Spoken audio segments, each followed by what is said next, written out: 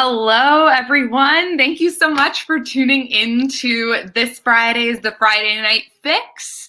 I'm so excited to turn this over as soon as possible to Megan and Eric because you're going to have such a good time with them.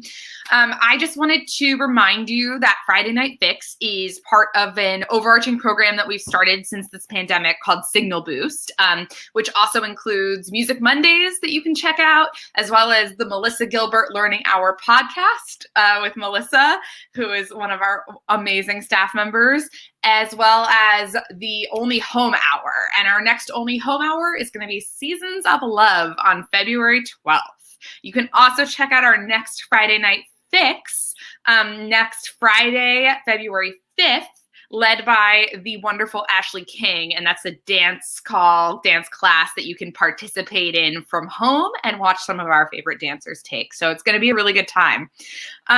Thank you so much for coming out. Signal Boost is co-curated by Jose Nunez, Jason Deering, Darren Brighty, JJ Kaczynski, and Melissa Gilbert. So big shout out to all of their work on this and for their brilliant idea of bringing you Charm City books and Between Two Succulents. So I am going to turn it over to Megan and have such a great time with our friends at Charm City Books.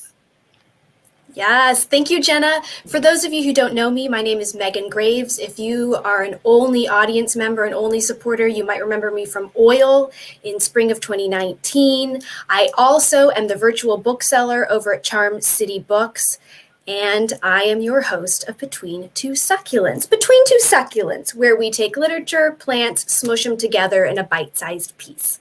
So today, I'm very excited to be speaking to Baltimore native R. Eric Thomas. He is the acclaimed author of Here for It, or How to Save Your Soul in America, and Reclaiming Her Time, The Power of Maxine Waters, both of which are available on charmcitybooks.com.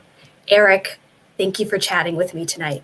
Oh, thank you for having me. I love Charm City Books. I'm excited to be here. Yes. So in addition to being an accomplished author, you are a television writer, you've been a playwright, a daily columnist at Elle. I really want to emphasize the daily because that just fills me with admiration and makes me break out in like stress hives a little bit. You have been the long-running host of The Moth in both Philly and DC. But the question that almost no one is asking is, are you also a plant dad? That is a very good question. Many people are talking about this. Few people have gotten answers. I have to say, I personally, despite my background, am not. My husband, however, is quite the plant dad. I'm surrounded by succulents right now, just like a portion of the massive collection here. This is, I love this little one. It's so spiky. I'm not. I don't really have that much of a green thumb. But I will say, in preparation for this program, I pulled up a tote bag that a friend gave me that has the words plant gay on there. So I aspire to be a plant gay. So that that's coming up for me. It's good to have goals, and especially in a pandemic, it's good to have like hobbies you are participating in and hobbies you aspire to. Exactly. Yeah. You can't because you don't want to, I think a lot of us sort of at the very beginning were like, I'm going to do it all. I know I bought a keyboard and a bunch of workout equipment and I haven't played a note or done a single sit up, but I'm like, I got goals. They're multiplying. So there we go. I got goals, they're multiplying. It's a cut number from Greece. Okay, so you actually have plants near you. So I want to switch this up a little bit. Can we do a plant show and tell? Yeah. And I want you to show me one plant, tell me something about it. I'll do the same. And then we'll each decide which plant is speaking to us on an emotional level. Oh, I love that. Yeah. Does that make any sense at all? Yeah, no, absolutely. I'm 100% right there with you. Okay, great. I will start since I just sprang this on you. Okay. So I have your classic, I almost said plant husband, but he's your real husband and figurative plant dad. This is your classic jade plant. I learned they're called sometimes the money plant or the luck plant, which I looked up today. And apparently, depending on where you put them in your house, according to the principles of feng shui, they invite different kinds of luck. So like mine sits by a south-facing window, And so it's supposed to bring my financial prosperity. Oh, I'm nice. waiting. So Anytime now.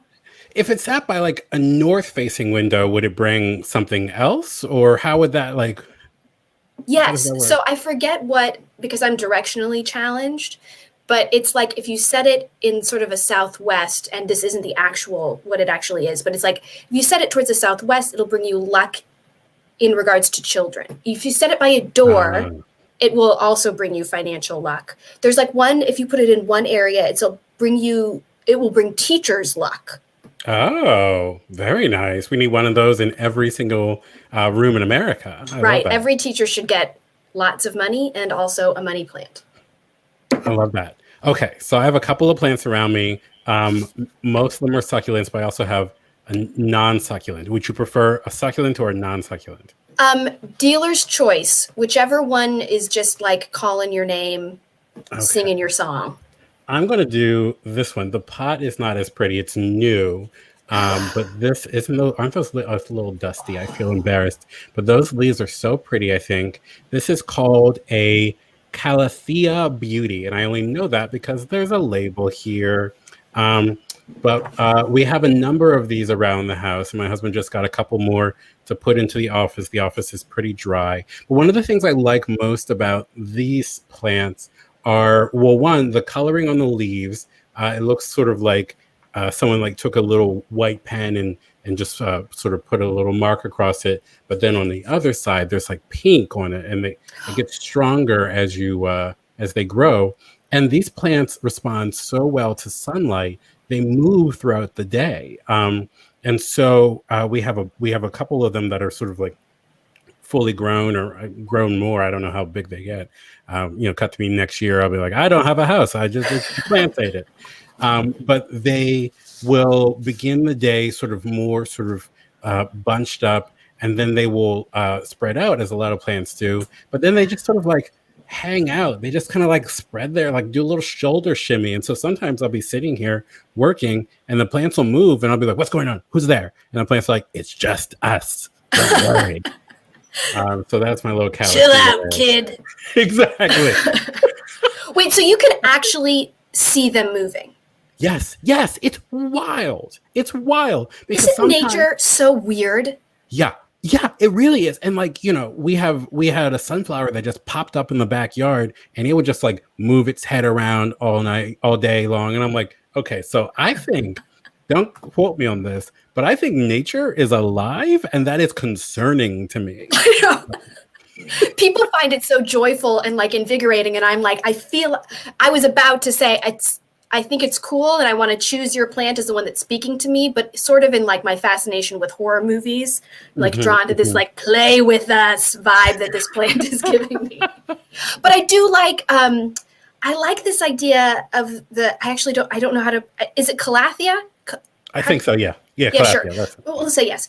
I like this idea that it's like, go where the light is. Like, we're leaning towards the light with like every fiber of our being, and it's turning us a little pink. That really resonates with my Celtic roots. So I'm going with your plant for my choice today. What are you feeling? I love that. I think I love your jade plant. I love the versatility, and I love the fact that it's like, look, I can do it. It's like that scene in Annie where she shows up at Daddy Warbucks' house and she's like, I can do the windows, I can do the floor. You just let me know what you gotta do. And Daddy Warbucks. And she does a time step. Yeah, exactly. So if your jade plant can do a time step, I'm totally there for it. But no, I love that. I love your jade plant. You know what I love that we did and we did not? I want to say we did not have a conversation about tying this into classic musicals that only theater goers would be familiar with, but we're doing very well. Yeah. I mean, I do feel like between you and me, I feel like that is very much in our wheelhouse. I know that I am always like, how can I shove another musical theater reference in here? It was very hard for me not to just burst into Little Shop of Horrors. So only theater, hello, thank you, and I love you. Yes, and I'm now, please welcome Downtown. No, I'm not going to sing Downtown. I got really excited. It's like it's now a cabaret. No one knew this was coming, but it's no longer an interview. It's just called Eric's Cabaret.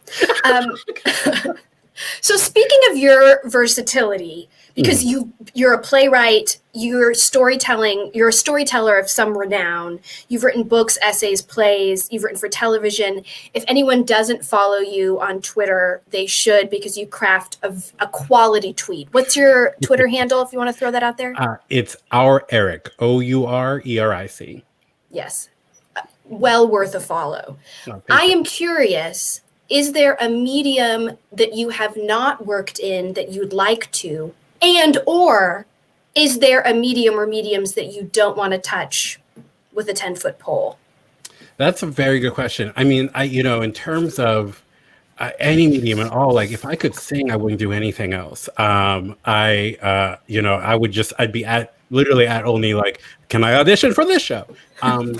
But in terms of like writing mediums, I am not a very strong poet, and I would love poetry. And a lot of times I will just start my day by reading poetry to sort of get the juices flowing, but it is definitely not my ministry. And that's fine. I in terms of mediums that I would like, that I think maybe I could try it, I would really like to try my hand at a comic book or a graphic novel. It feels very similar to some of the things I've done. I know that you write a script for it, and I've written scripts before. But it is also, the synergy between the illustrations and the text.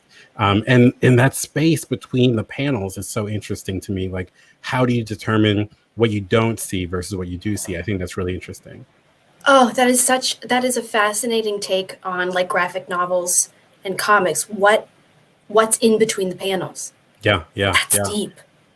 Also, this just in, breaking succulent news, Jenna Duncan, casting director of Only Theater, says, Eric, you can audition, in all caps. We can make that happen. Jenna, please, you don't know what you're getting yourself into here. Actually, Eric, now's when you level up and you're like, ooh, I just became offer only. That's true. Yeah. I will accept Cole House Walker only. No, I would do anything. Cole House Walker is in every contract. Yeah. Doesn't like matter whatever what you're doing, it's also a double. It's in rep. Wow, I haven't done theater in a while. We don't call it a double feature. Ooh. Okay, now feels like a great time to take a break and hear a word from our sponsor, Hump Day Hits. Hump Day Hits, where if you read about it, you gotta dance about it.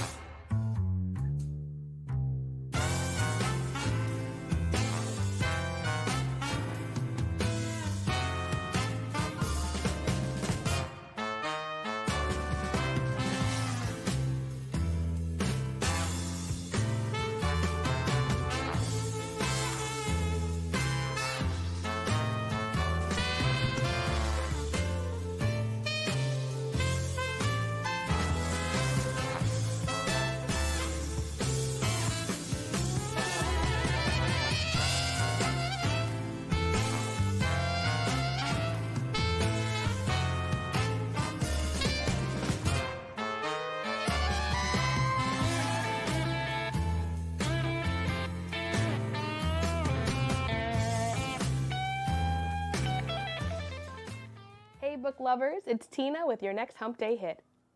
How long until Black Future Month? This collection of short stories by sci-fi writer N.K. Jemisin is masterfully written and beautifully imagined.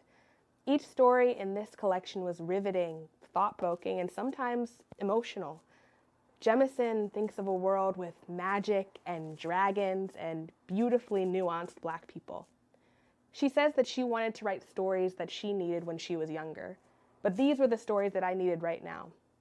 And as Black History Month approaches, I hope that we can all keep asking ourselves, how long until Black Future Month? Head on down to Charm City Books and grab your copy today. See you next time.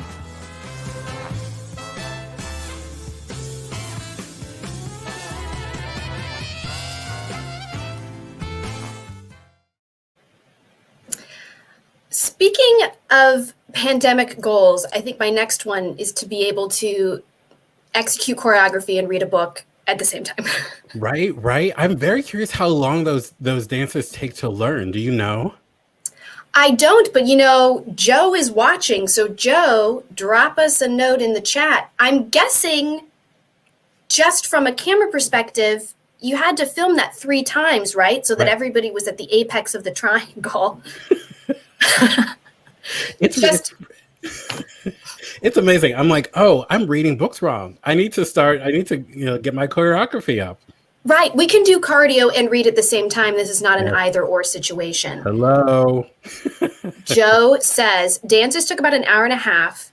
We learned that choreography inside the Charm City Books bookstore. First floor retail, second floor children's section, I think is what's coming next.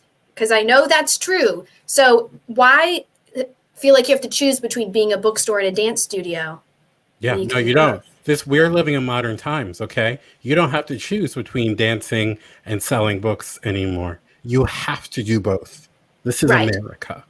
Get you a store that can do both. Yes. Oh, Joe says, no, only on the first floor. Okay. Not sure what that means, but this reminds me that if you are watching us on Facebook Live, if you have a question for Eric, or me, but mainly it should be Eric, you can drop a comment and we can answer them a little bit later. So now is your moment. While you're doing that, we're going to dive headfirst into a fan favorite segment, the lightning round. So Eric, here's what's going to happen. I'm going to ask you 3 questions. If you answer them correctly in the time allotted, which is ? One lucky viewer is going to win the prize of a lifetime, a Charm City Books magnet, powerful enough to hold up the market share of GameStop stock. Oh, too soon? Okay, Eric, are you ready? Okay, yes, I'm ready. Okay, timekeeper, start the clock. Question 1. If you could be the villain on any reality show, which show would it be and why? Scandal, because the villains are all so verbose, and Shonda Rhimes writes the best monologues for villains and heroes alike. Yes, we want a Shonda monologue. Yes. That is correct. You win 1,000,000 points. We would love to hate you. I'm sending that out to the universe. Sorry, not the universe. I'm sending it out to Shonda Land. That's my wish for you. Okay, no time to waste. Question 2. If your hopes and dreams for 2021 were personified by one quote from the Biden inauguration, which quote would it be? Please cite your sources. Oh, well, I think it is in the Constitution that the quote that I want this year to most be like is Michelle Obama's chambray floor-length coat that matched her, I believe it was either a jumpsuit or matching turtleneck and wide leg pants. I want our year to match. I want our year to be dramatic. I want our year to be full of flow and also clearly comfortable and perhaps warm. But most of all, I want our year to be Michelle Obama adjacent. Yes, and every year should be Michelle Obama adjacent. That is correct. Question 2 correct. You get 3 zillion extra points. Yes. All right. Question 3, we're moving into the home stretch. Your book, Reclaiming Her Time, came out in October with a B. What is something about Congresswoman Maxine Waters that surprised you in your research? I think the thing that was most surprising to me was that she was both a fan of and a friend of the Baltimore-born and bred rapper Tupac Shakur. They met while she was championing rap and gangster rap that came from a lot of it, which came from her district, and she ended up testifying against censorship of that rap form or censorship of music in general, and struck up a friendship with a lot of young rappers, T.I. and Tupac and Queen Latifah, and maintain those relationships. And that was very surprising. I don't think you would think that any congressperson, and particularly maybe not, an older congressperson would have a favorite rapper, but she does, and that rapper is Tupac. Wow, I didn't know that either. Yeah. I should read your book. I haven't read that one yet. I'd recommend it to everyone. Everyone should read this book. That is correct.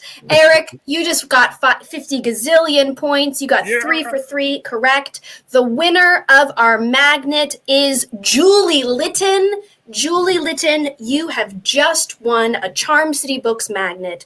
You can claim it at the brick and mortar shop any weekday between 11:30 and 6. Or my recommendation, if you are trying to keep up your social distancing, you can pop a note into the comments box when you check out online after you've ordered both of Eric's books.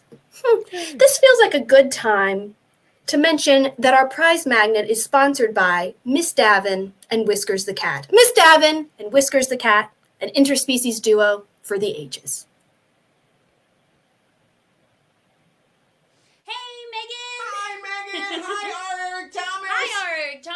I'm just loving this episode of Between Two Succulents. Oh, it is a good one, for sure. Thanks to the Only Theater for having us all on. Yes, thank you so much. And congrats to the lucky magnet winner. That's right. Great job. It was a close call, but he really pulled it out at the end. Good job, Eric. He really did. And you know, that magnet is strong enough to hold up your hopes and dreams, so cherish it. Really? Oh, yeah. I have so many hopes and dreams. What about you? Do you have hopes and dreams at home?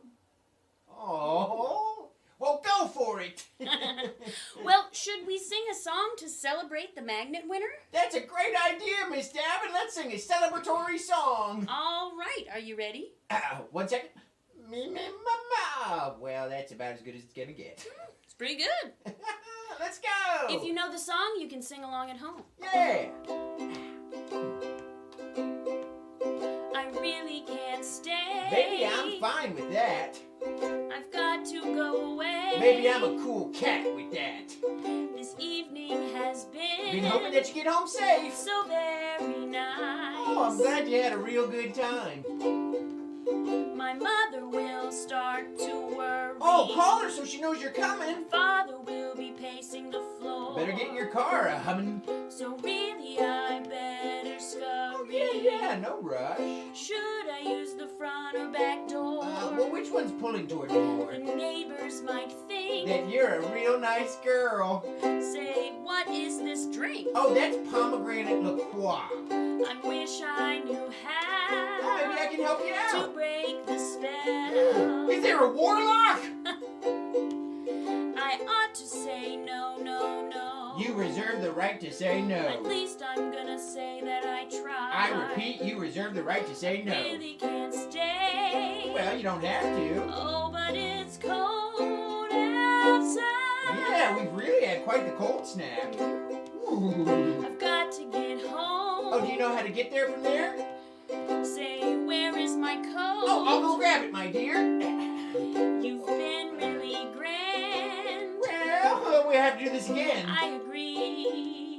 How about the Cheesecake Factory? Ooh, we're bound to be talking tomorrow. Well, text me at your earliest convenience. At least I have been getting that vibe. Yeah, I've been getting that vibe too.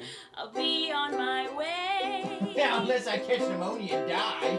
And I'll say bye-bye. Oh, thanks for the great night. Drive safe, everybody. Great job, Miss Davin. Oh, thank you so much. Great job to you, Whiskers. Aw. And thanks for singing along at home, everybody. Exactly. You know, Whiskers, that was a very, very good harmony. Oh, well, I've been practicing. Maybe I can get an audition at Only Theater next season. Ooh, Cat on a Hot Tin Roof, am I right? Oh, I love that play. Although, are there cats in that play? There's definitely cats. And they're on hot tin roofs. Hot, Ooh. sizzle. Well, we'll see you next time. Bye-bye. Back to you, Megan and R.A. Thomas. Bye. See ya. Baby, it's cold outside. Oh, bye.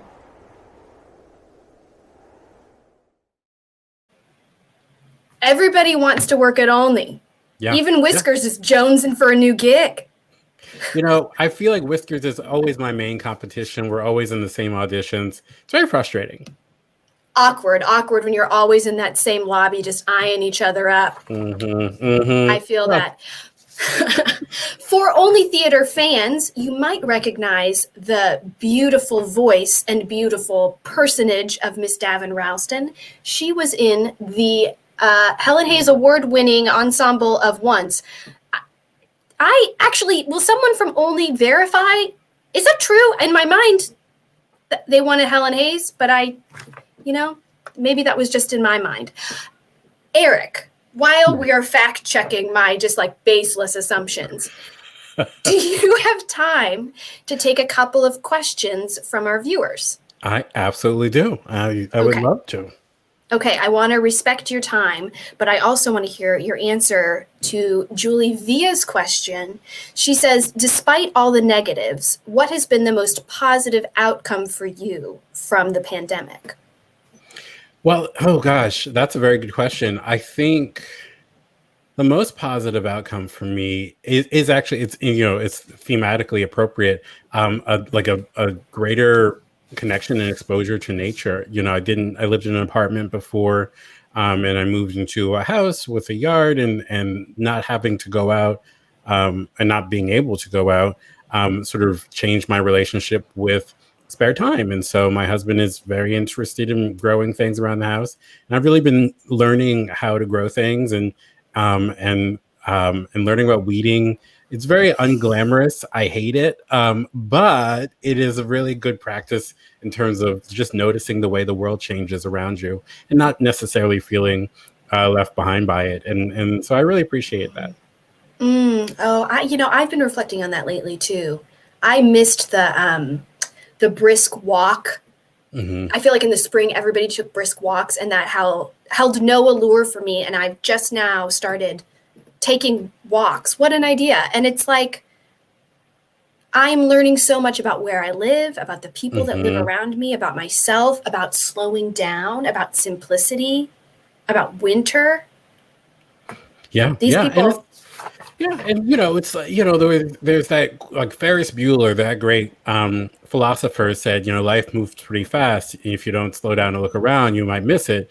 And like, that is true. And I didn't think that I would be applying that to, like, looking at the way that the neighborhood changes or the trees change. But it's really nice. I like it. I recommend nature to everybody. 10 out of 10 would recommend nature. Here's the question. Would you watch a Ferris Bueller musical? Oh, I don't think so. Okay. I mean, I don't know. It depends on who the composer is, but it feels like it's very much an outside musical or outside movie. And Matthew Broderick's charisma is unparalleled in that role. I don't know. Would you? Yes, but I would potentially be hate watching. Oh, okay. Yeah. Like I might go in with that being like, there's no such, I can't think of anyone who's currently a young Matthew Broderick. He is only himself. Yeah, I agree. I would love to, I don't know. It's also just like, it's so specific. And I think about it a lot because I'm working on a novel that is sort of uses it as a little bit of a source material. And so I was like, all right, well, you cannot remake Ferris Bueller. So how do you like translate it to like modern day and put it in different characters and put it in Baltimore and whatnot? And like the magic of that movie is so well knitted together that I feel like translating that to the stage, I'd be amazed if they could do it. But I don't think that any John Hughes movie has made it to the stage yet, which is fascinating. Even Breakfast Club, which would probably make a good musical, actually. Yeah, that would make a great musical. I wonder why it hasn't happened. It must be that the powers that be don't want it to. Yeah. The great plants who are in charge are like, no. The great Monstera in the sky is like, don't you dare. You'll never take this from me. Okay, well, we've sort of detoured down a rabbit hole, but I really just had to get your take on that. One more question that I am so curious to hear from you about. Jack Elizabeth Ralston. Is she related to Davin Ralston? Who's to say? Wants to know if you can name 2 books you loved as a child. Oh, just 2? Oh my gosh. So I think a lot about The Westing Game by Ellen Raskin. One of my all-time favorite books, a great read as an adult. I first read it probably when I was in like 4th grade, 5th grade. Very clever, written in the 70s, but has this phenomenal outlook about what America is and should be, wrapped up in this very digestible and fun and fizzy mystery. I loved that book. And I also loved The Monster at the end of this book by Grover from Sesame Street. An amazing book, and also a really trenchant treatise on anxiety. So I really enjoyed that. Yes, that is such a great point that I've never thought about. Right? That was one of my favorite picture books as a little kid. And now I'm trying to think, did it help me cope with anxiety or did it give me the anxiety? Well, that's for me to unpack with a professional at a later time. I think about that all the time. I have no idea, but I'm always like, I feel very Grover like today. And I'm like, well, why is that? Mom? Just kidding. Speaking of mom, someone named Melissa Webster Graves just said, Megan, you are the cutest. Any relation to me? Who's to say? Also, Alex Olmsted has offered us Whiskers as Ferris Bueller. Oh, that is food for thought. If Whiskers is up for it, that means I'm up for it too, even though I'm very much out of the age range. And well, I'll see Whiskers at the audition at the Olney Theater. How about that? Good luck, Whiskers. Okay, we're going to get back on track here. I am curious, you just mentioned a little bit about a project you're working on, but I want to know more about what's next for you. It doesn't have to be work related, but what sort of, what's in your, what's on the horizon coming up? Yeah, I mean, so I'm finishing a young adult novel that is a Baltimore-based story that is sort of inspired by Ferris Bueller's Day Off. And then I'm working on a couple TV projects. And then sort of outside of that, I'm going to, I literally just like email Joe Biden every day. And I'm like, where is my vaccine? Because I would like to go to the beach. Those are, it's a priority. It really is. In my mind, I just have daydreams about like sitting at a coffee shop in June of 2021, and that's all I want to do. And to go back to Artifact Coffee and just sit there and drink a cold brew that is too strong for me, and then get blasted to Mars by caffeine and get no work done whatsoever, and leave at 5 o'clock smelling of coffee beans, rattling in my bones, and alive. And that's all I really want. This is America. That's true. I haven't thought about for a while the feeling that sip of cold brew, knowing immediately it is too strong for my system, and also registering that I am very far from home. Yeah.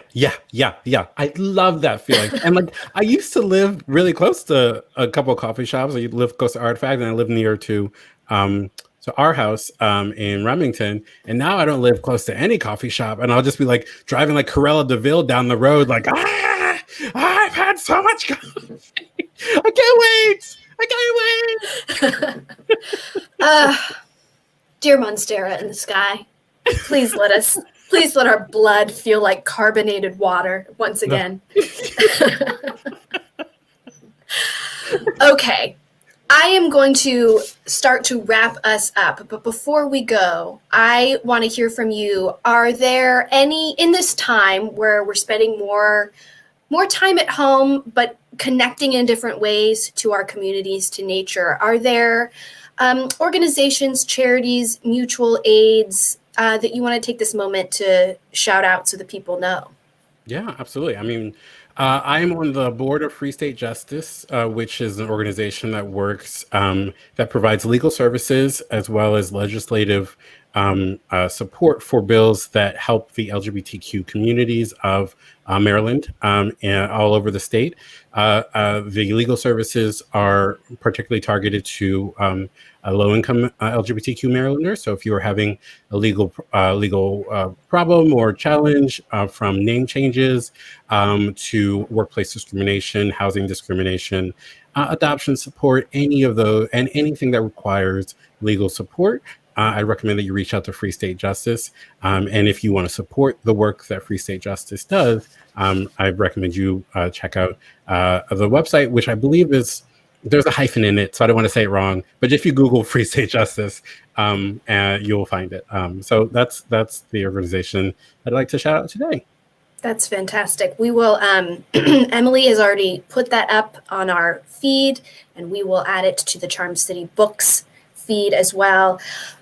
Folks, thank you so much for joining us today. This was our season 2 premiere of Between Two Succulents, and it was bliss. Our Eric Thomas's memoir, Here for It, or How to Save Your Soul in America, and biography of Maxine Waters, Reclaiming Her Time, The Power of Maxine Waters, are both available at Charm City Books and charmcitybooks.com. Eric, I don't think I'm exaggerating when I say you're an American treasure, and I'm just so glad we got to chat tonight. Oh, Megan, thank you so much. This was such a delight. It was such a nice way to spend a Friday. So thank you very much for all you're doing. I so agree. So that does it for this episode of Between Two Succulents. Friends, as a reminder, continue to stay close in spirit, spread further apart in person, keep covering your face, keep drinking your plants. Wait, don't do that. No. And we'll see you next time. Bye.